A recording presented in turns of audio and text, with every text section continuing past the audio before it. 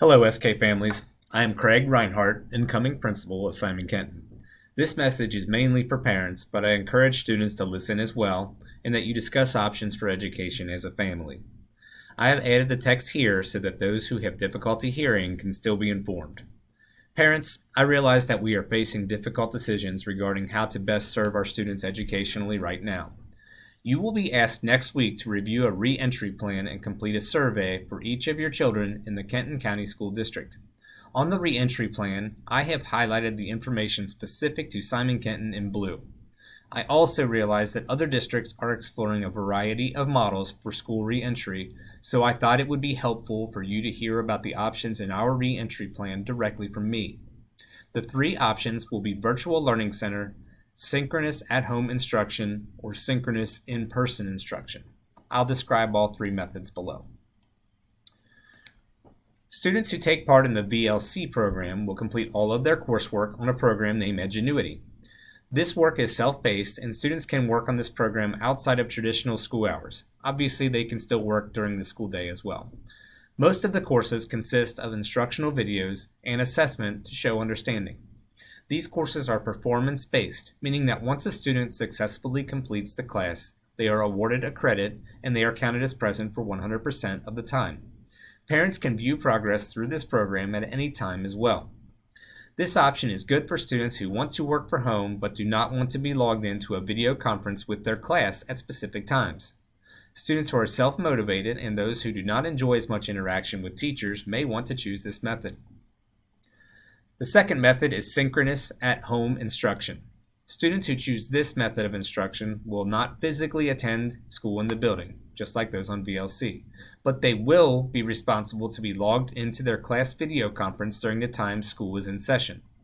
Attendance will be taken and students online will be counted as present.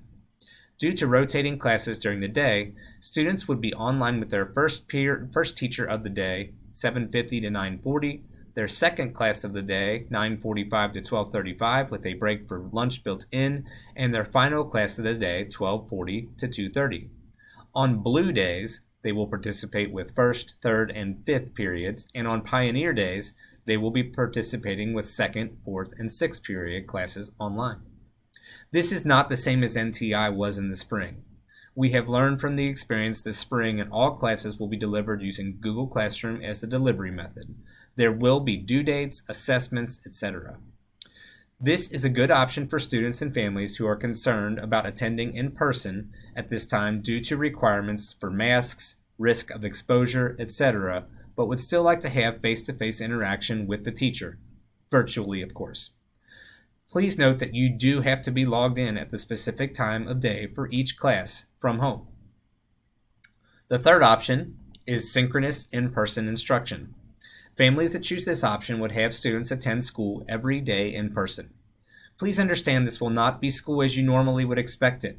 Masks will be required at all times except when everyone in a classroom is socially distant and stationary in the room. In some classrooms, it will be necessary to wear masks at all times due to some specific health concerns of other students and staff members. Students will have assigned seats in the classroom, in the cafeteria, and on the bus. If you choose this option, you are agreeing to take your child's temperature every day before they leave your home and to keep them home if they have a fever. Their temperature will be taken again upon entry to the school daily. Instruction will be delivered in person to these students. There will be due dates and assessments, and attendance will be taken. Students will attend school every day but will only attend each class every other day. Students will attend first period, third period, and fifth period on blue days, and second, fourth, and sixth period on Pioneer days. These days alternate with our first day of school being a blue day. This is a good option for those students that only feel as though they can learn in person and are willing and able to follow all safety protocols in place at school. If you do not want your child to have your child wear a mask all day, this option would not be for you. In conclusion, I realize that everyone has very specific concerns and fears about how school will reopen this fall. I hope the information in this message, as well as the longer reentry plan that will be attached to your parent survey, give you the information necessary to make the correct choice for your family. Thank you very much, and take care.